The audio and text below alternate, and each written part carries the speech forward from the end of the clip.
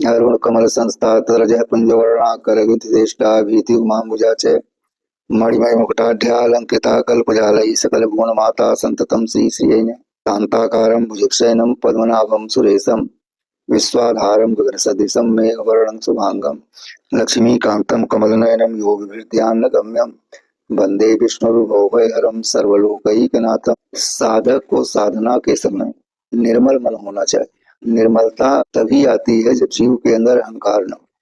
अहंकार एक ऐसी थैली है जिसकी जो जीवन को नष्ट करती है बहुत धीरे धीरे। पहले अहंकार में बढ़ावा आता है, फिर इतनी तेजी के साथ वो नष्ट हो जाता है कि उसका प्रायश्चित भी करने को समय नहीं मिलता। तो साधक के अंदर अहंकार नहीं होना चाहिए। अहंकार सबसे बड़ा विष है, विष से भी बड़ा विष है, क्योंकि ये हर जगह तैयार रहता है। सतगुण में भी, रजोगुण में भी, तमोगुण में भी। सतगुण में जो अहंकार होता है वो ज्ञान इंद्रिय है, उसमें 80% की छूट रहती है। रजोगुण में जो है वो राजाओं के लिए अहंकार होता है, दूसरे देश के राजाओं के प्रति। वो प्रजा के प्रति अहंकार नहीं करता, प्रजा पालन करता है, धर्मनिरपेक्ष होता है। और जो विदेशी होते हैं, दूसरे देश के राजा, उनको जीतने के लिए वो तामस रूप का प्रयोग करते हैं, उसमें अहंकार पूर्ण रहता है। तजोगुण में, तमोगुण में जो अहंकार होता है वो अति भयानक होता है। लेकिन हमें बस इतना देखना है कि हमारे अंदर 10 इंद्रियां हैं, 10 इंद्रियों के द्वारा ये शरीर चलायमान है। तो 10 इंद्रियां, हमारे अनुभव से 11 इंद्रियों का प्रयोग हुआ है, जिसमें 11वां मन भी है जो चंद्रमा का द्योतक है।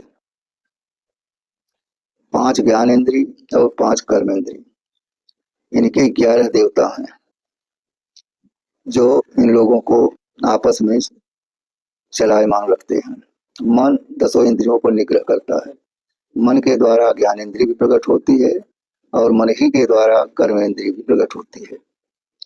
तो आइए देखें कि 11 जो हमारी इंद्रियां हैं इनके देवता कौन कौन हैं। ज्ञान इंद्री के दिशा से कान, और सूर्य से आंखें, वायु से त्वचा, और वरुण से जीभ, अश्विनी कुमार से नाक, ये ज्ञान इंद्री है।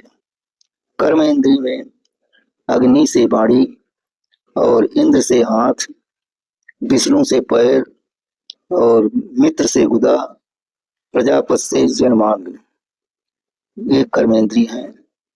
और 11वां होता है मन, जो चंद्रमा के द्वारा निर्मल और शीतल होता है। तो साधक को जब 11 देवता और 11 इंद्रियों का ज्ञान होता है तो इन पर निग्रह करने की एक क्रिया होती है। वो क्रिया क्या है कि हम जिन देवताओं का नाम लिए हैं उन देवताओं का कर्म क्या है, उस कर्म के द्वारा हमारे जो इंद्रियां हैं 10, उन पर वो कैसे प्रयोग किया जाए। इन सब बातों का ध्यान जब समझ में आ जाता है तो साधक ब्रह्म रूप में हो जाता है। क्योंकि 11 देवताओं के जो पिंड होते हैं वो अंड कहलाते हैं। इन्हीं अंड से नारायण की उत्पत्ति हुई है, और नारायण के कमलनाभि से ब्रह्मा की उत्पत्ति हुई है। तो ब्रह्मा की उत्पत्ति से विष्णु, शिव आदि देवताएं, सब देवता देवी का आविर्भाव हुआ है। तो ब्रह्मा ही सबके दाता हैं, वे ही उद्धारक हैं, वे ही सब कुछ है। जब जीव अंडज में आ जाता है तो वही जीव ब्रह्म के रूप में हो जाता है। ब्रह्म अंडज से बन करके नारायण रूप से कमल की उत्पत्ति के द्वारा ब्रह्मा की उत्पत्ति किया है। और जितने भी जगत के जीव हैं, जब ब्रह्मा का प्रलय होने लगता है, ब्रह्मा के द्वारा जो भेजे जाते हैं संसार में, जब पृथ्वी प्रलय होने लगता है तो उस लय के साथ सारे जीव आत्माएं लय में विलीन हो जाती हैं। फिर जो है उनका जन्म होता है, फिर वो लय हो जाते हैं।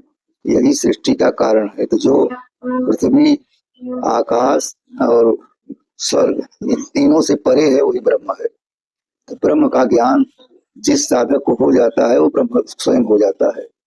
मनुष्य एक ऐसा मात्र प्राणी है जो कि ब्रह्म बन सकता है। ब्रह्म बनना साधारण चीज है, कोई बड़ी चीज नहीं है, लेकिन कर्म करना पड़ता है।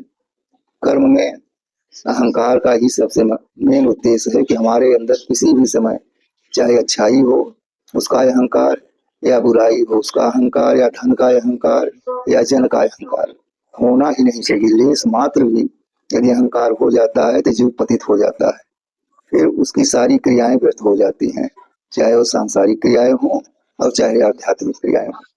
समय जो बिताता है उस समय को नष्ट कर देता है। इसलिए हमें इन देवताओं, इन इंद्रियों के निग्रह में संलग्न रहना चाहिए और नियम निष्ठा के पूर्वक निर्मल मन से अहंकार को दूर करके हमें भगवत प्राप्ति ब्रह्म में लीन हो जाना चाहिए। इस ढंग की साधना करने वाला साधक स्वयं ब्रह्म होता है। जय श्री गुरुदेव।